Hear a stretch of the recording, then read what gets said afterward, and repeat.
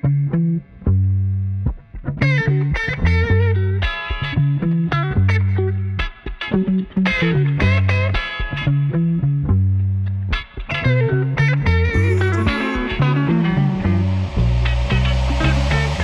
welcome back to the channel. Now today I've got another fat bike. This one is called the eRide Metro from Raddy. Now these guys, their motto anyways, is helping you stay connected while you're outdoors. I looked on their website and noticed that they sell a bunch of other stuff rather than bikes. In fact, I think they just added bikes to their lineup. They sell stuff like emergency radios, lights, karaoke machines, headphones, solar panels, weather stations. So I think they're trying to get into the bike industry. There's two models. This is the foldable version that I'm reviewing today. And this one costs $1,199, and that places it in the all-terrain foldable bikes from $1,000 to $2,000. I've reviewed 5 other brands in this category. So we got some competition and some other brands to compare this one to. Let's see how it holds up, starting off with the speed test.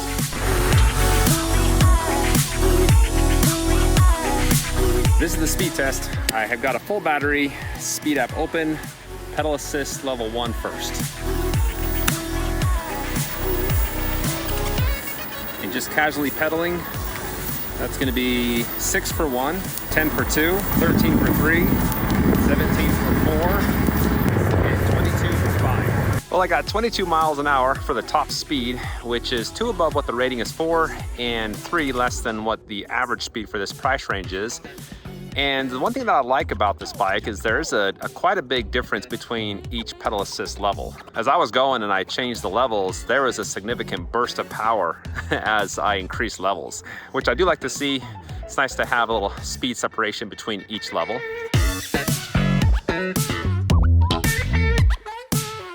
Well, it's time for an acceleration test to see how long it takes to hit 22 miles per hour. Most bikes in this price range take 9 seconds to hit 20 miles per hour. It's time to see how the Raddy does. Now the bike weighs 64 pounds, which is right on target with other brands. They're about 65 pounds, and it has a carry capacity of 265. The other brands are about 300 to 320. Now I'm gonna do a competition between pedal assist 5 and straight throttle like I usually do, and see which one is faster. Here we go. The acceleration on throttle is pretty gentle and slow. There was no point throughout the course that I felt a significant increase in power. With pedal assist, it's actually a pretty fast acceleration right off the line, and I had a good amount of power from 0 all the way up to about 17, 18 miles an hour where it started to top off. And then from 20 to 21, or 21 to 22, that's where it really topped off and took the most time to get that last mile per hour. So for an affordable bike, you know, on the low end of this price range, just over $1,100, it's got a fantastic acceleration and pretty good speed.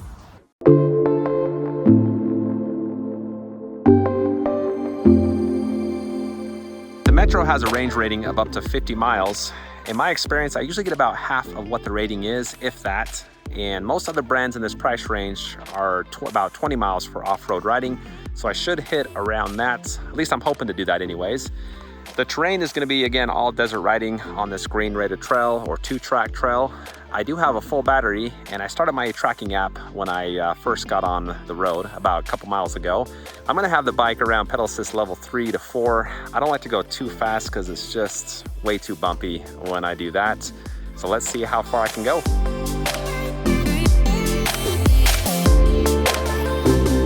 The Metro is on the lower end of the $1,000 to $2,000 category at just over $1,100, and I gotta say it definitely feels like a low-end category bike. There's a lot of vibrating, a lot of wiggling around, and a lot of noise. It just doesn't have that solid and durable feel like other bikes in this category do. And with the battery and that motor towards the back end of the bike, it makes the front end super light. So the balance factor with this is skewed towards that back end quite a bit. It's just not as stable as I like bikes to be. And to top it off, the motor does sing at me quite a bit. Even when I'm not putting a lot of strain on it, I'm just on this flat trail and I can hear that thing humming away.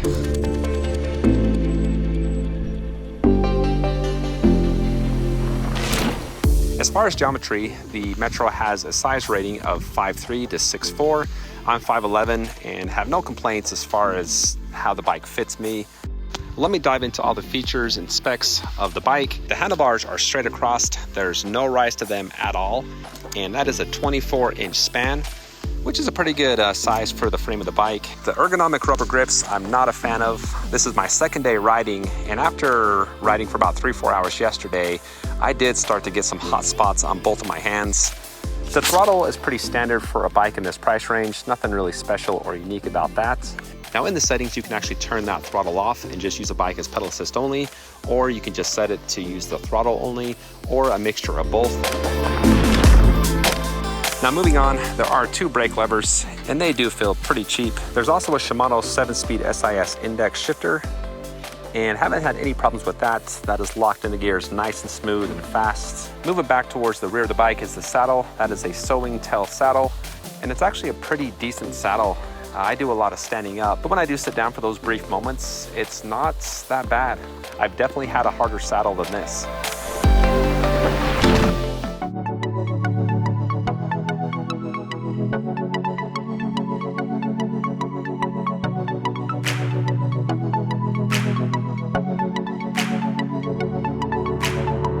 I want to talk about the pedal assist sensitivity. I like to always address that on each one of these bikes, and this is one of the longer delays I've seen. When I stop pedaling, it's about 1/2 to 3/4 of a second, which doesn't seem long, but it is.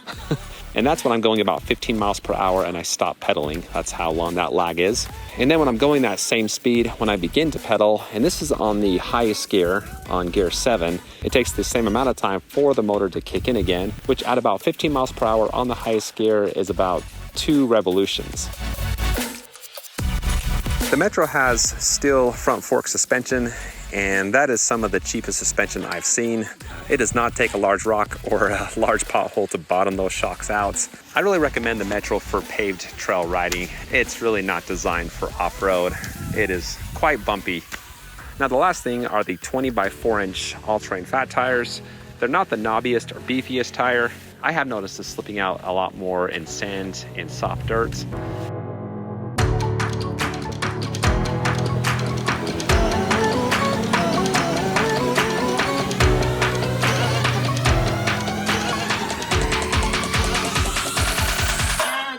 Well guys, I made it back to my car. I'm kind of hiding in it because it's crazy windy right now.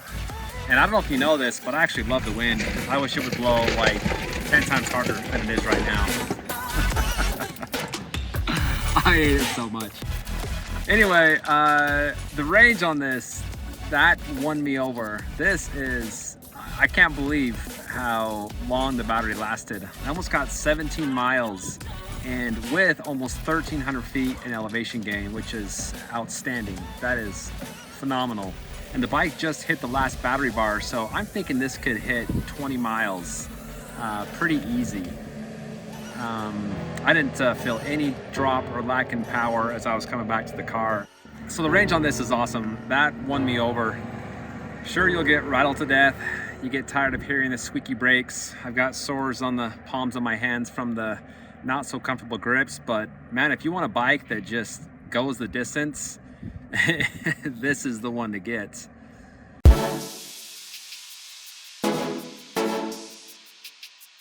There's no hill rating for the Metro, but it does have 62 Newton meters of torque. Let's see how well it can climb some hills.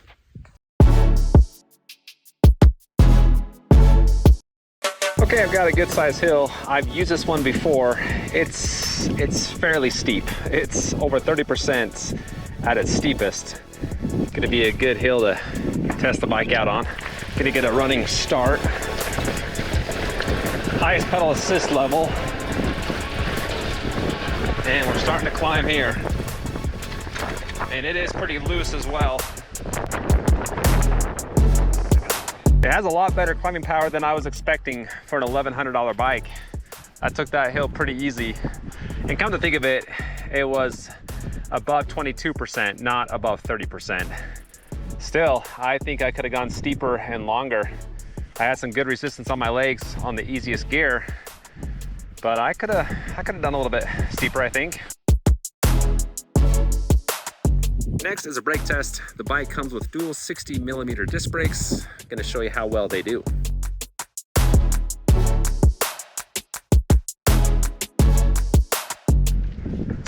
Okay, well this is just a stupid, steep and long hill, so let's test the brakes out on them.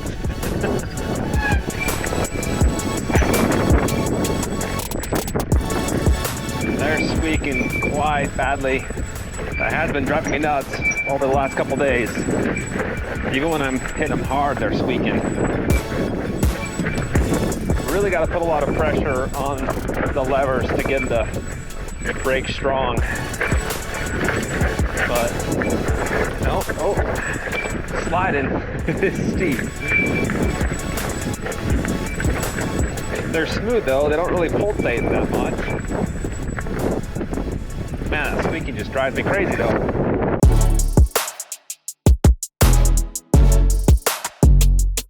I'm going to show you the brake pad and other features along the handlebars. On the left here is the lights, and there is only just a front light. There's no headlight. There is a rear reflector though. Below that is the electric horn. Very, very loud. The screen is pretty small. Got my phone mount in the way there. But the control pad is below it. Plus and minus to change the pedal assist level, and that is 1 to 5. And then like most bikes, if you hit the power button, then it just switches through different readouts. Then to access the advanced settings, hold down the plus and minus, use the power button to scroll through the different P menus. And to change the settings is actually really easy. I do like that. Once you find the setting that you like, you just use the plus and minus to change it. And then you can either just let it rest for about 5 seconds or so, and it will come back to the home screen and your change will be saved. And there's also a walk assist mode if you hold down the minus button for a couple seconds.